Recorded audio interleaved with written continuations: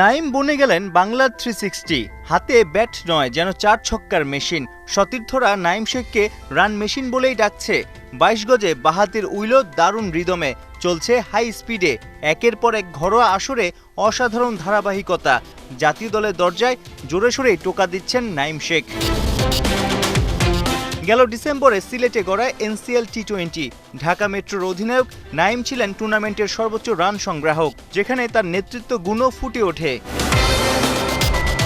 জানুয়ারি ফেব্রুয়ারিতে বড় event BPL. খুলনার জার্সিতেও ছিলেন ছন্দময়। 1 century, 143 strike rate, 511 run. Run তোলায় সবার উপরে। সেরা ব্যাটারের খেতাব জেতেন জাতীয় দল থেকে ছিটকে যাওয়া এই ওপেনার। এনসিএল এর পর BPL, back to back T20 টুর্নামেন্টে সফল নাইম শেখ। ভালো ফর্মটা আগলে রেখেই দৌড়াচ্ছেন। ওয়ানডে ভার্সনের ঢাকা প্রিমিয়ার লিগেও অপ্রতিরোধ্য। 7 ম্যাচ শেষে সবচেয়ে বেশি রান তারই। আক্রমণাত্মক মানসিকতায় পাওয়ার প্লে দারুণভাবে কাজে লাগাচ্ছেন। ঢাকা প্রিমিয়ার লিগেও 120 স্ট্রাইক রেট। নির্বাচকরা মুগ্ধ না হয়ে কি পারবে?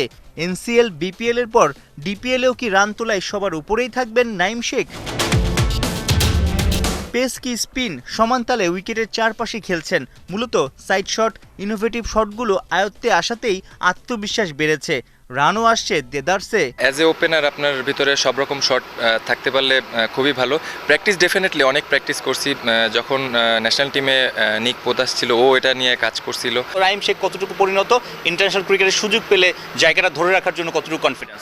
ডেফিনেটলি ধরেন যতদিন খেলছি চেষ্টা করছি। এখন তো ওয়েল এক্সপিরিয়েন্স, নিজের চেষ্টা করছি ডেভেলপ করার জন্য। এখন 3 ফরম্যাট খেলার জন্য ওয়েলভাবে প্রিপেয়ার্ড হচ্ছি। তো চিন্তা থাকবে যখন ন্যাশনাল টিমে আবার যাব, ডোমেস্টিকে যেভাবে খেলছি ইন্টারন্যাশনালের জন্য এইভাবেই খেলতে পারি, এইভাবেই প্রিপেয়ার্ড হচ্ছি। দেশের হয়ে 8 ওয়ানডে 35টা টি20 খেলেছেন নাইম শেখ। বছর দেড়েক হলো জাতীয় দলের বাইরে।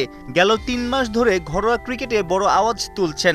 তবে কি মেতে পাকিস্তান সফরেই আবার ডাক পড়ছে এই ওপেনারের? সাইফুল রূপক, 71।